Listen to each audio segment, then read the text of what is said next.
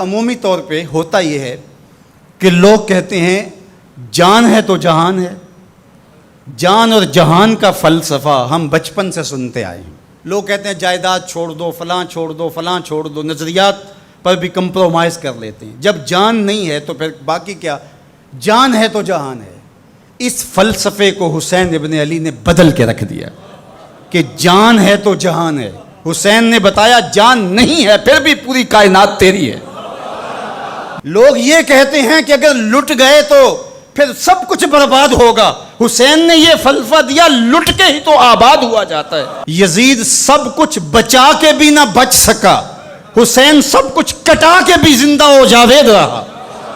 یہ فلسفہ دیا سب کچھ کٹ جائے، سر نیزے کی نوک پہ بھی چڑھ جائے، خاندان کی لاشیں بکھری پڑی ہوں اور گھوڑوں کے ٹاپوں تلے روندی جائیں، کفن بھی کھینچ لیے جائیں، خیموں کو بھی آگ لگا دی جائے، لیکن سر شہیداں پھر بھی نیزوں پہ بلند ہی رہے گا، اونچا ہی رہے گا. یہ فلسفہ حسین ابن علی نے دیا.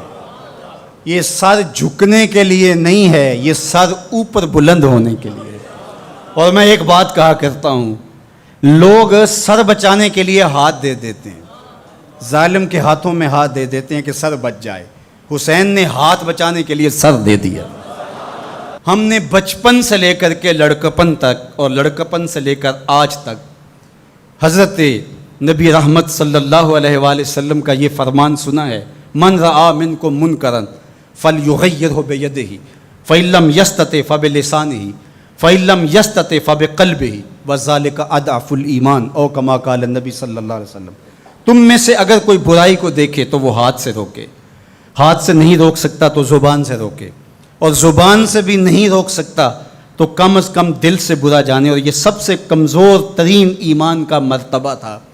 جو لوگ کہتے ہیں امام حسین کربلا میں کیوں گئے، میں انہیں کہتا ہوں امام حسین حضور کی گود کے پالے ہوئے تھے، کمزور ایمان والے نہیں تھے کہ دل میں ہی کڑتے رہتے اور ظلم کو اور جبر کو اور زیادتی کو اور ناانصافی کو ہاتھ اور زبان سے نہ روکتے. حضرت امام حسین کے خطبے دیکھ لیجئے، قدم قدم پہ خطبے دیے. محمد بن حنفیہ کے نام جو آپ نے وصیت نامہ لکھا، آپ نے فرمایا انی لم اخرج عاشرا ولا بطرا ولا مفسدا ولا ظالما.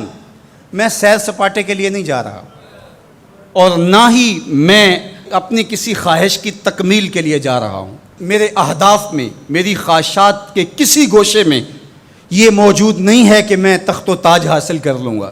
انما خرجت لطلب الاصلاح فی امت جدی.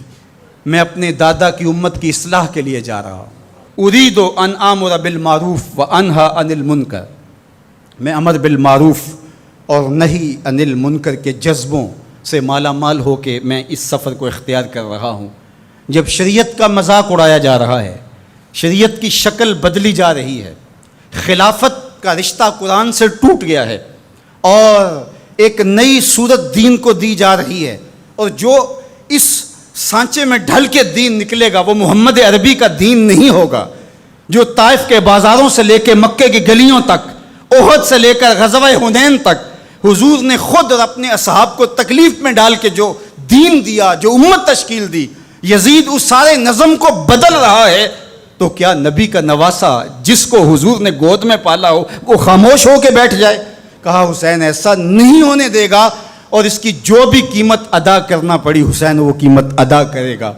اور پھر اس کی قیمت چھوٹی نہیں تھی جو ادا کرنا پڑی.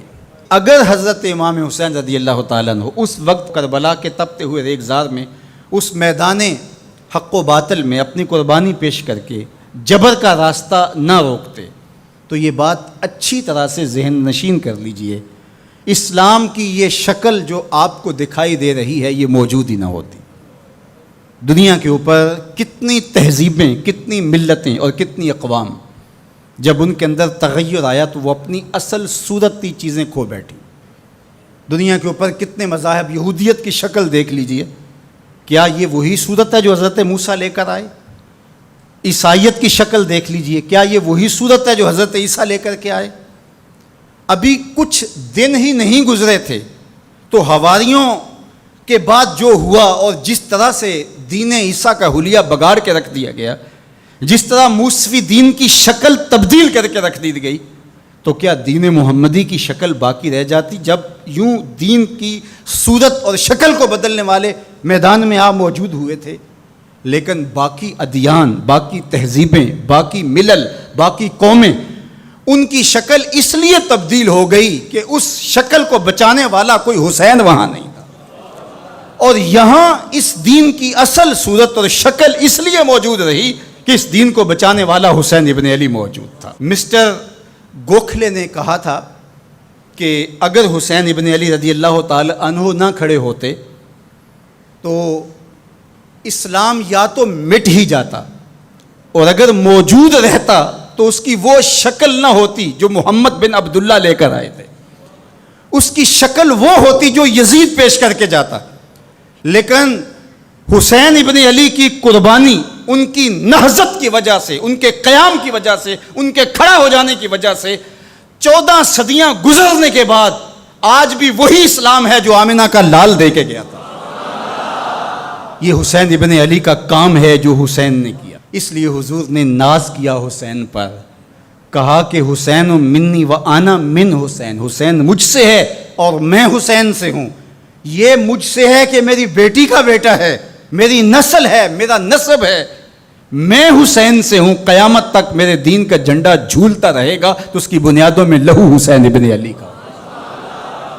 حضرت امام حسین رضی اللہ تعالی عنہ نے ایک بات کہی تھی جب بیعت کا آپ سے مطالبہ کیا گیا، تو آپ نے یہ نہیں کہا کہ میں یزید کی بیعت نہیں کرتا، بلکہ آپ کا جملہ تاریخ ساز ہے، بڑے لوگوں کا کلام بھی بڑا ہوتا ہے اور حکمت کے نور سے بھرا ہوا ہوتا ہے، قیامت تک ایک نسب العین دینا تھا۔ یہ نہیں کہا کہ حسین ابن علی یزید کی بیعت نہیں کرے گا، بلکہ کہا مثلی لا یبایع مثلہ، میرے جیسا اس جیسے کی بیعت کیسے کر سکتا ہے؟ تو یہ قیامت تک کے لیے لاہ عمل دے دیا کہ جو حسین کے نقشے قدم چلنے والا ہوگا وہ وقت کے یزید کے ہاتھ میں ہاتھ نہیں دے سکتا، چاہے گردن کٹ جائے، بازو کٹ جائے، خاندان لٹ جائے۔ یہ حسین ابن علی کا پیغام ہے۔